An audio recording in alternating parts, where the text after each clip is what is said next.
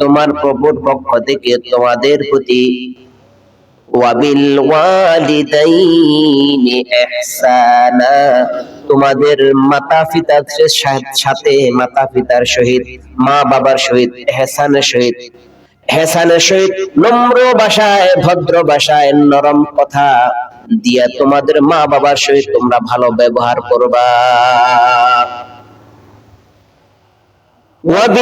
وبالوالدين إحسانا إما يبلغن عندك الكبر أحدهما أو كلاهما فلا تقل لهما أف ولا تنهرهما وقل لهما قولا كريما। তোমাদের মা বাবার ভিতরে যদি ইম্মা ইয়াবলুগান্না ইনদাকাল কিবরা আহাদুহুমা আও কিলাহুমা, যদি একজন থাকে আরেকজন যদি মারা যায় বা দুজন যদি বেঁচে থাকে, ইম্মা ইয়াবলুগান্না ইনদাকাল কিবরা আহাদুহুমা আও কিলাহুমা ফালা তাকুল লাহুমা ওয়ালা তানহারহুমা ওয়া কুল লাহুমা কাওলান কারীমা। দুজন যদি বেঁচে থাকে দুজনের সাথে সুন্দর আচরণ করবা, সুন্দর শব্দে ছোট ছোট শব্দে এহসানের সহিত কথা বলবা, এহসানের সহিত কথা বলবা। যদি একজন মারা যায় তারপর আরেকজনের সাথে হলে সুন্দর কথা বলতে হবে।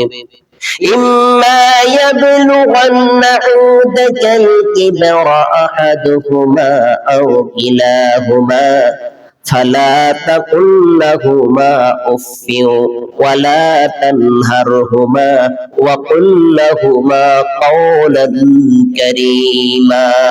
এমন ভাবে তোমাদের মা বাবার সহিত কথা বলবে, এমন ভাবে কথা বলবে যে কথা বলার কারণে তোমার মা বাবা সন্তুষ্ট হয়ে যায়। আর এমন কথা বলবে না যে কথা বলার কারণে, যে আচরণ করার কারণে মা বাবা উফ শব্দটা ব্যবহার করে থাকে। মা বাবা উফ শব্দটা যেন ব্যবহার না করে। ফালা তাকুল লাহুমা উফ, আমার ছেলে আমাকে কত বড় একটা কথা বলেছে, উফ। এই উফ শব্দটা আল্লাহ তাআলা কোরআনের ভিতরে আল্লাহ তাআলা দিয়ে দিয়েছেন, কোরআনের ভিতরে চালাই দিয়েছেন।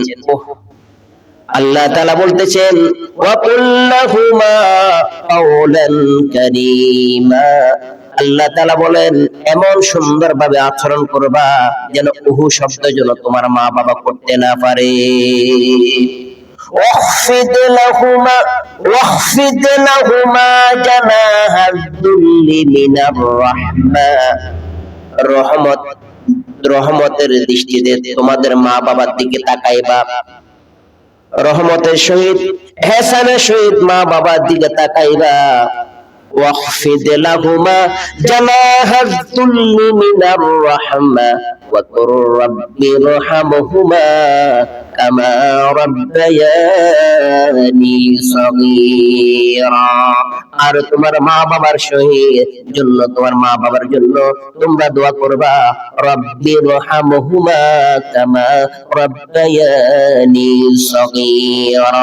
রব্বুল আলামিন, আমার মা বাবা আমাকে জীবদ্দশায় যেভাবে লালন পালন করেছে, এই শীতের দিনে পুষ মাস মাঘ মাস শীতের দিনে আমার মা আমাকে অত্যন্ত কষ্টের সহিত আমাকে এরকম ভাবে লালন পালন করেছে। বলেন সুবহানাল্লাহ।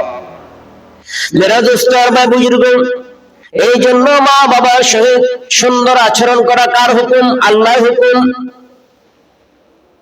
মা বাবা আল্লাহ রাসূল সাল্লাল্লাহু আলাইহি ওয়াসাল্লাম ইরশাদ করলেন, রাসূল নবী সাল্লাল্লাহু আলাইহি ওয়াসাল্লাম বললেন, ও সাহাবারা, কোন সন্তান যদি তার মা বাবার চেহারার দিকে মায়ার নজরে দেখে, রহমতের নজরে দেখে, প্রত্যেকটি দেখার বিনিময়ে একটি হজরে সওয়াব, একবার তাকাইলে একটি হজরে সওয়াব দান করা হবে।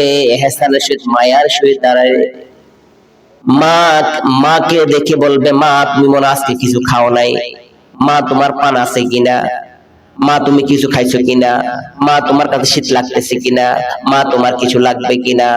এরকম ভাবে মা বাবার চেহারার দিকে তাকাইয়া যদি এরকম ভাবে সন্তান যদি তাকায়, রাসূল আরবি বললেন এক তাকানোর কারণে, একবার তাকানোর কারণে একটি হজের সওয়াব মায়ের ওই সন্তানের আমলনামায় দান করে দিবে। সাহাবারা বলতেছেন, ইয়া রাসূলুল্লাহ, একবার তাকাইলে যদি একটি হজের সওয়াব পাওয়া যায়, তাহলে দুইবার তাকালে দুইটি হজ, তিনবার তাকালে তিনটি হজ। ইয়া রাসূলুল্লাহ, যদি 100 বার, যদি দৈনিক 100 বার যদি কোনো সন্তান যদি মায়ের চেহারার দিকে তাকায়, তাহলে কি হবে? রাসূল আরবি বলতেছেন 100 বার যদি সন্তান যদি মায়ের চেহারার দিকে, মায়ের নজর যদি তাকায়, 100টি হজের সওয়াব মহান আল্লাহ ওই সন্তানের আমলনামায় দান করে দিবে। মেরা দোস্ত আর ভাই বুজুর্গ, রাসূল আরবি সাল্লাল্লাহু আলাইহি ওয়াসাল্লামকে প্রশ্ন করলেন, সাহাবারা প্রশ্ন করলেন, ইয়া রাসূলুল্লাহ, খেদমত করব কার? বলতেছে তোমার মায়ের। খেদমত করব কার? তোমার মায়ের। আবার বলতেছেন তৃতীয়বার, খেদমত করব কার? বলতেছেন তোমার মায়ের। চতুর্থবার বলতেছেন, ইয়া রাসূলুল্লাহ, খেদমত করব কার? চতুর্থবারে রাসূল আরবি বলতেছেন তোমার পিতার, তোমার বাপের। 3 গুণ মায়ের মর্যাদা 3 গুণ বাড়াই দিয়েছেন, বলেন সুবহানাল্লাহ। কারণ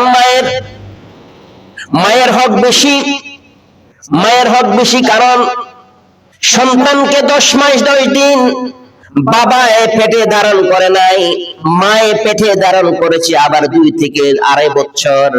বাবার বুকের দুধ খাওয়ানো হয় নাই, মায়ের দুধ খাওয়ানো হয়েছে, মায়ের বুকের দুধ খাওয়ানো হয়েছে। মায়ে বেশি কষ্ট করছে। মায়ে আবার প্রসব করতে গিয়ে ব্যথা বেদনায় মা রক্তাক্ত হয়ে গিয়েছে, মা অজ্ঞান হয়ে গিয়েছে। এমন কিছু মা দুনিয়া থেকে, পৃথিবী থেকে বিদায় নিয়ে গিয়েছে। এই জন্য রাসূল আরবি বলতেছেন তোমার মায়ের তুমি খেদমত করবা, বলেন সুবহানাল্লাহ।